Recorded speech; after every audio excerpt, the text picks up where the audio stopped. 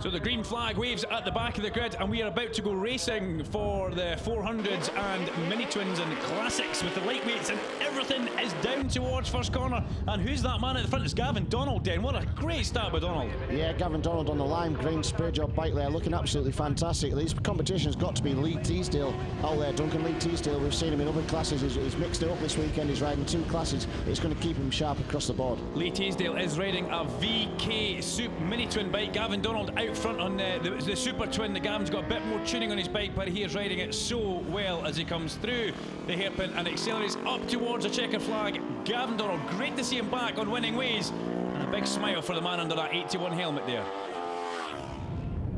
Moving on again, you can see just how windy, Dennis, the wind is up here. It's up, we can hear it outside our commentary box as well. Donald from Teasdale and the slow starting Tom Robinson on the front of the grid. Can Tom in 55 get a good launch down towards St Curbs? There is Richard Wilson, who we saw deck the little MT125 on the yellow 400 this time. Green flag, Den. Yeah, we've got orders, starters orders once more, but Gavin Donald's going to get a nice clean getaway, and he does it at the front. Looks like Tom Robinson's doing his usual sluggish start. He just needs to try and improve that.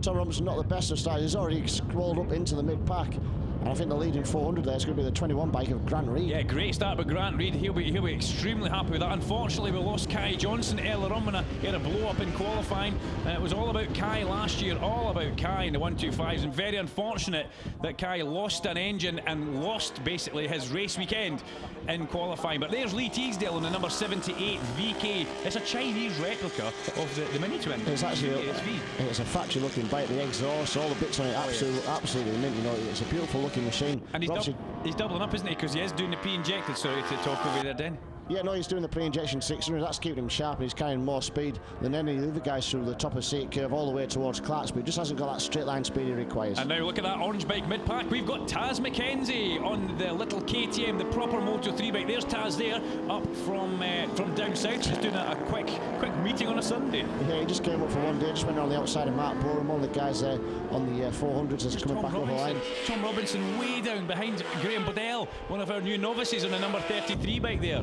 So Tom Robinson way out of position as we see Taz McKenzie on the beautiful little Moto3 bike going round the outside and in towards Scotsman. What a good manoeuvre that was. Yeah, it was nice and clean right up the inside. We expect Taz to come through the field. Unfortunately, he wasn't here yesterday, so he has to start at the back of the grid for the first 2 races of the day, because we've got a normal championship, the Scottish championship, so he has to start at the back of the lap. But where he finishes in the second race, he'll be able to start from in the third race. So as he comes through Clark Corner, Richard Wilson is about to be the next man who goes under the cosh of a Grand Prix machine as they head round towards the hairpin. Dennis, you're pointing. Yeah, just also, this is Taz as well, fresh back from the Circuit of Americas out there in America, where he was second up until the last lap when he unfortunately crashed out of contention. Yeah, for the Red Bull rookies, so unfortunate for Taz here, but great to have him here. And the club president, Neil McKenzie, who is a former Grand Prix legend himself, is in attendance today. But there goes Grant Reid, Taz McKenzie, and that'll be him up to 4th place on the road now from starting flat last. He's doing a good job, you know. He's carrying loads of corner speed, and he's actually, you know, swallowing up loads of time against these boys. You can see a couple of guys there on the orange vest there, riding around together. We've got Mark Boren and Graham Bodell, and it's good to see the guys there, new racers to the Knockhill Motorsports Club, and doing a great job. Tom Robinson up the inside there, good move. Tom almost tucked out in the front on the brakes there, but he manages to get through Scotsman.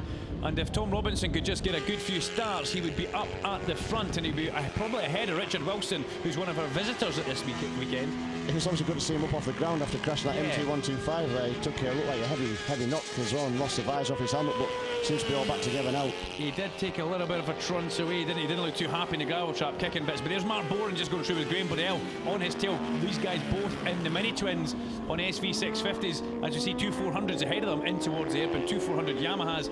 But it's all situations just fine just now. You can see them as they come through the hairpin and click off another lap up the main street. A good crowd in the house today as well, Dennis. Yeah, it's great to see such a great number of people out here at the moment. As you see, the number 21 bike there, Grant Reid, under increasing pressure now from young Taz McKenzie on that Moto3 bike. Probably the most expensive, best looking bike here today. Yeah, he was telling me earlier on it's got launch control on it, just in case it flips and powers up in the line, but proper little bit of kit.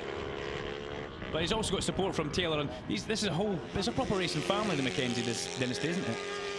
It is indeed. You know, we've got a great bunch of people around, and we've even got top racers looking after the bike there. Got Jeremy Goodall, one of the guys I used to race with back in Super Bikes and Super Sport, one of the top runners on 250 bikes in British Championship. He's a guy that's spanning and looking after young Taz and bringing him along.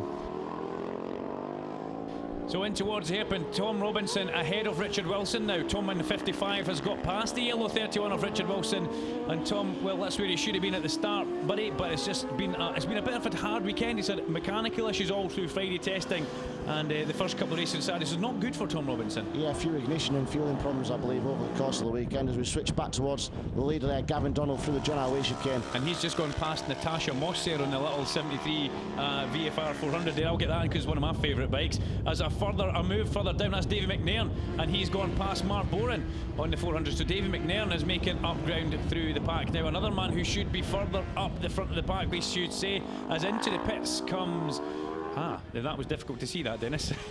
Yeah, we'll probably pass on that one, but we'll switch back towards David McNairn again, just ahead of Mark Bowen as these guys head up towards Clark's in the distance. I believe that was Simon Woodward on his 400 there at 400 Suzuki, but through the hairpin, Tom Robinson has got past Grant Reid now.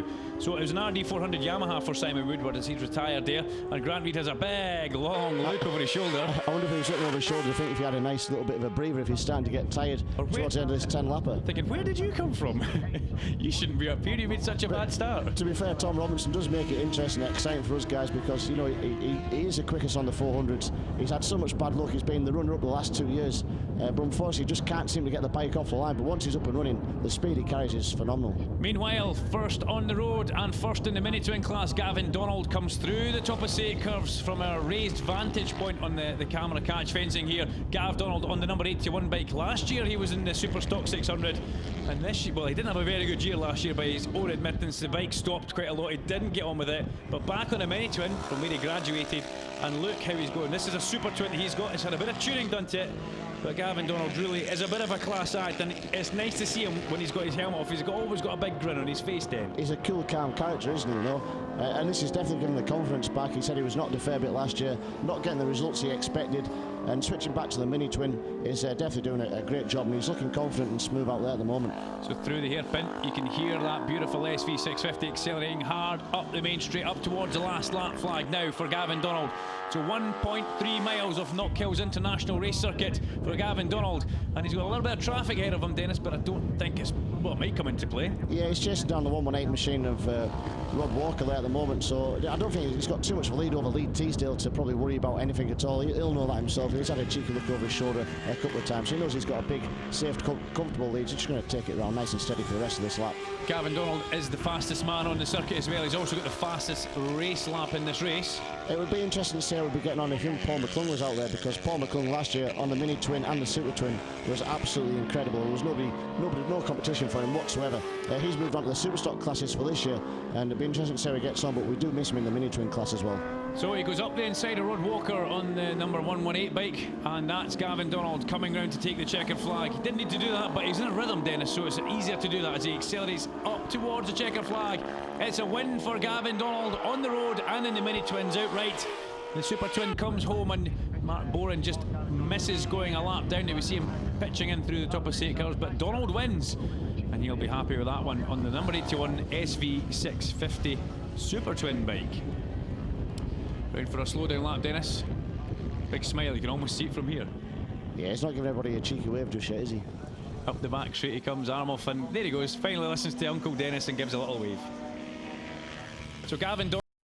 So we're under starters orders again for this race, and still lovely conditions here, Dennis. Now can Mackenzie make the whole shot? Watch the launch control work on the little bike in the middle of the row, middle of the front row. Now Tom Robinson, what are you doing? It's another disaster for Uncle Tom as he heads down, and Graham Bodell's in the pit exit there on the number 33 bike, but no, it's number 81 Donald that tipped in first towards Say curves, followed by Mackenzie on the Moto3 KTM.